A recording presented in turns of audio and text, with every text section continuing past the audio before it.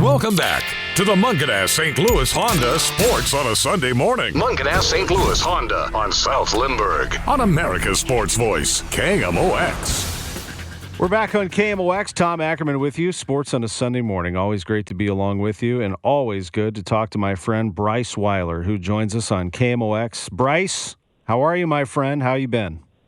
Hi, Tom. I've been great. Thanks for having me on. It's a pleasure to be on here with you in the first Sunday of spring. It is. Oh, Bryce, you're absolutely right. It's the first Sunday of spring. I noticed that the green grass is starting to look good around here and feel good. And I know that for you, born blind, you have been an incredible inspiration to me. I would say, and I told you this years ago when we first met, that what do I have to complain about, mope about in my job or in my life when you have made your way into the sports business yourself, having not been able to see. You've worked your way into commentating on sports. You've worked starting with Marty Simmons sitting on the bench with Evansville and being part of the college basketball scene. You've gotten to know coaches by sheer effort, by reaching out to them and being a great conversationalist. You've been able to work most recently with the Baltimore Orioles as a disability consultant, and now you've co-founded the Beautiful Lives Project, and there's even more you're going to talk about. But Bryce, how did you do all of that, and what can you say on a day like today when we're all trying to adjust and trying to understand what's happening to us? So you mentioned that the grass is green, and while I know that as a fact, I don't really know what the color green looks like.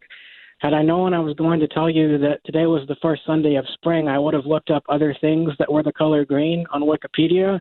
But since I didn't do that, I don't want to guess. Like, I think that I know some things that are the color green, but I don't want to mention and be then incorrect in my facts that what I picked was actually a red tractor and not a green colored tractor. Right. But how did I get to what I've been able to do in my life was through calling people, connecting with people, emailing people, and really reaching out to them and saying, I would like to do this in my life, whether it's helping sports teams make their stadiums more accessible like I've done for the Orioles in Baltimore, or giving fans the opportunity to play on the field with both Baltimore's team and my nonprofit. Reaching out to people has been what I've done to make myself or to get myself to where I have wanted to be throughout my life. So now this is a time where people need to be reaching out to others with the social distancing that is taking place. People should be emailing others, calling others, checking in with their friends, talking to people they haven't conversed or contacted in about 2 or 3 years, because everyone needs voices to come through in this time, or to get a special message on social media to really keep them going and to keep them trying to make it through these hard times. You write several things on your Twitter page, and one of them I saw, and this was before all of this really started to take place, as we were starting to learn about coronavirus, but now it applies more than ever. Sometimes we're tested not to show our weaknesses, but to discover our strengths, you wrote. What do you mean by that?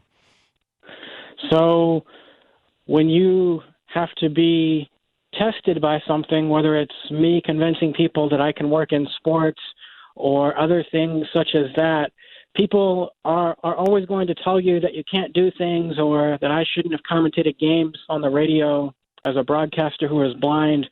But I was able to overcome that by saying, I'm not going to let some people say that I shouldn't be going on sports broadcasts to try to talk about sports, because I'm going to do whatever I want to do to help people to live their best life possible and to overcome the obstacles and challenges that they might be facing in their life. Tell me about Be My Eyes, which is something that you have, and it's the website, if people want to follow along, is BeMyEyes.com. But as the co-founder of Beautiful Lives, and we're going to talk about that project in just a moment, you do so much for people with disabilities, and you were about to give, and you give a lot of motivational speeches to people around the country. you were about to give a speech and you learned about Be My Eyes. Tell me what that is, Bryce. So I had known about that special app since July of 2017, and that app is an app where people who are blind can call in on their phone using the back-facing camera on their phone, and someone who is sighted anywhere in the world can answer their phone call in many different tongues, English, Spanish. They have a whole bunch of volunteers. And the person who can see can help the person who is blind or can see a slight bit to do daily tasks. For example, I use it to have my Stouffer's food boxes read to me, so I know how long to warm something up in the microwave for, because overcooking green beans and microwavable mashed potatoes is not a good thing. No. Green beans are rather hard. But when I used it back in September, it was actually the day before I spent time with you over by where we taped the last segment when I was on your show. And I was getting ready for a speech to members of the state government who work with people who are blind. And I wanted to take a shower. And there were 2 bottles on the counter at the hotel room that I was staying in. They felt exactly the same. They smelled almost exactly the same. I knew one of those was shampoo. The other one, I didn't know what it was. So I called in to the app, and someone in Massachusetts answered. And they helped me find that the extra bottle was lotion. I don't want to put lotion on my hair. No. And then they helped me find the proper shampoo bottle so I could go finish taking my shower and get prepared for my speech to inspire the members of the state government. What do you say when you meet with members of state government? What do you speak on, Bryce? So this speech, it was a 3-day speaking series across the state from Chicago to Bloomington to Fairview Heights.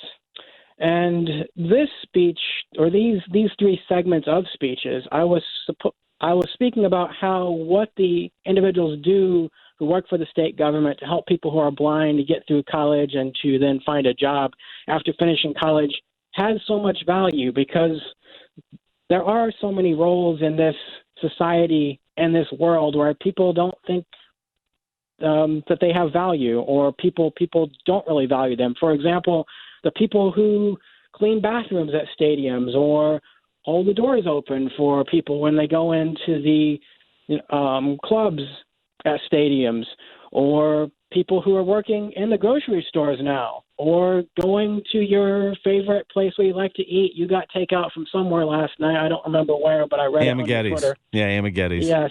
Yep. And so, those people, those jobs are now coming to the forefront, and people are realizing how important the grocery store clerks are, the individuals who clean the bathrooms and clean all the door handles and take out the trash are, because those jobs are helping keep us safe. And they were helping keep us safe before, but people did not value those individuals. Amen. No, you're absolutely right. Bryce Weiler is with us, co-founder of the Beautiful Lives Project. Now, you do some amazing things for people with disabilities, giving them the opportunity to participate in activities and events. Obviously, with COVID-19, you're suspending all of those activities until further notice, at least through the end of March, and it looks like April and May have been canceled, postponed as well, and of course, we'll keep in touch. But tell us what Beautiful Lives has done to this point, and when it does come back, what you're going to do for people here in the United States. So with the Beautiful Lives Project, we work to help people who are blind, any group of people with autism, people who are in wheelchairs, to help them live their dreams in a few various categories: programs where they can play on the field with sports teams, programs where they can do things in nature, hiking, nature trails, walks, programs with the arts, with being on stage and doing a play, or singing with a choir, or other arts such as painting and sculpture and things such as that. And then health, because health is so important. So, working with certain groups to find exercises that everyone can do. No matter what their challenges they're facing in their life, everybody can exercise if they just want to do it. I woke up at 7:01 this morning and walked 3 miles on the treadmill so I could prepare myself for speaking with yourself and all of the great individuals who listen to you on the radio and on the internet and the app as well. Man, you're something. Bryce Weiler is with us, and finally, before we go, because I could talk to you for an hour, but I do want to make time for Travis Ford. You know how we want to hear from those coaches. Those are your guys, those college coaches. Bryce, there's so much I want to get into with you, but going back to something that you tweeted, that Beautiful Lives actually tweeted. It says, "You are precious, you are loved." This was yesterday. "You are precious, you are loved. Head high, we will overcome. Have a beautiful day." The Beautiful Lives is found at beautifullives.org. This is a time for us, as you said, to reach out to each other, to tell each other that we love each other. What can we do in the meantime, Bryce, to connect with you and to feel better about each day as we move forward here? If people would like to call me or text me, they can do that. My number is 812-899-5673. They can also contact me at bryce@beautifullives.org.